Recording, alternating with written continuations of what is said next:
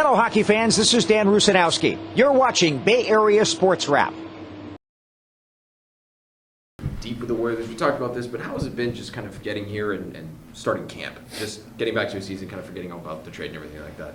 Yeah, it's nice just to get going again. The trade happened late in the summer, so it was kind of a quick turnaround to get down here, find a place. But we came down early just to get settled, so I've been here for a few weeks now, so it's not too big of a surprise coming into camp. Obviously, last year the Oilers were filled with you guys had Jay Woodcroft and then Chris Knobloch, and the Sharks had a coaching change here in the off season. How has it been, kind of, I guess, 3 coaches in a year roughly? Obviously, it's only been a few days here, but just how has that experience been as a player trying to make a name for yourself and build trust with a coach?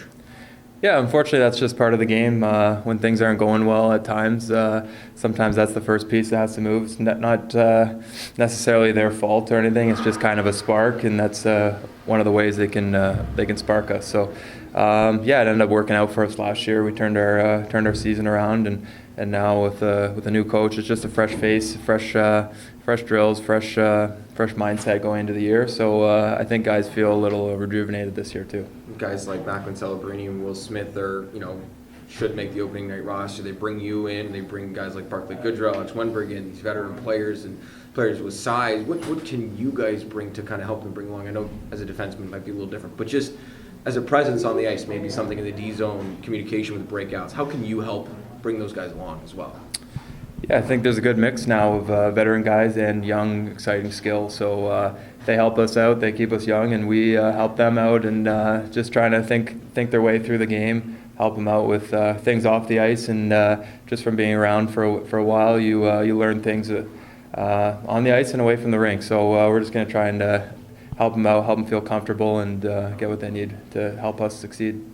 Cody, yesterday we talked with Nico Sturm, and he said that it was the first 2 days of practice were 2 of the hardest that he's had. I'm not sure if he means in his career, in the Sharks' career or whatnot, but just in your experience, you're obviously a veteran. How hard were those first 2 days of practice comparatively to other ones you've had? Yeah, I think I would agree with them. They were pretty tough, but that was the message coming into camp, is that we're going to be a competitive team this year. We're trying to take a step forward from last year, and that's a good way to do it, is just to come and compete every day against each other. And so we're not too shocked when it comes to the season. We're just ready to go. It seems like you guys have started to implement some defensive systems, or at least worked on that on the ice. What's the focus been? Has it been just simply keep it simple, get the puck out?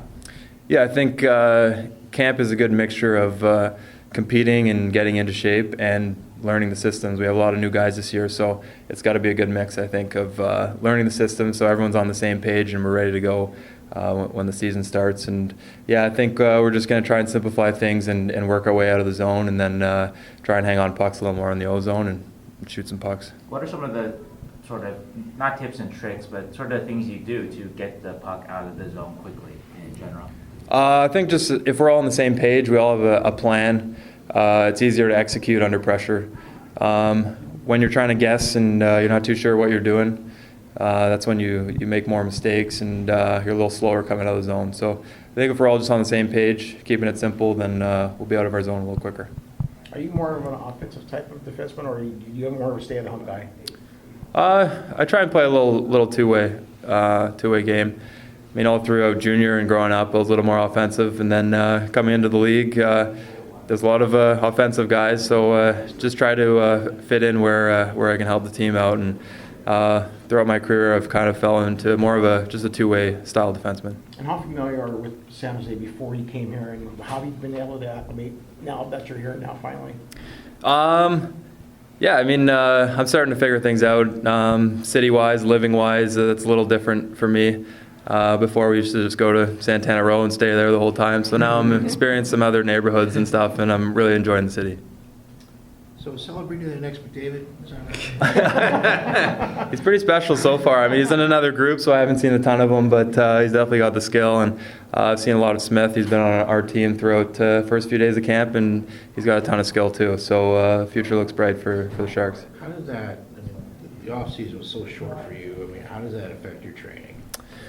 Yeah, you just try and take the necessary time off. It's more to reset your mind. You're still in game shape, playing that late, so it's more just to take a mental break from the game. So I took about a month off just at my cottage with my family and friends, and then just right back to training, and all of a sudden I'm in San Jose. How beat up were guys after that long run at 26, 27 games?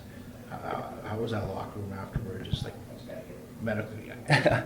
Yeah, it's tough. I mean, physically you're pretty beat up, but also mentally, just staying locked in for all of playoffs ended up being a couple months, and just being that locked in every single day is mentally exhausting. So once it's over, you can take a step back and just catch up on some rest, and take a step back and look at the big picture.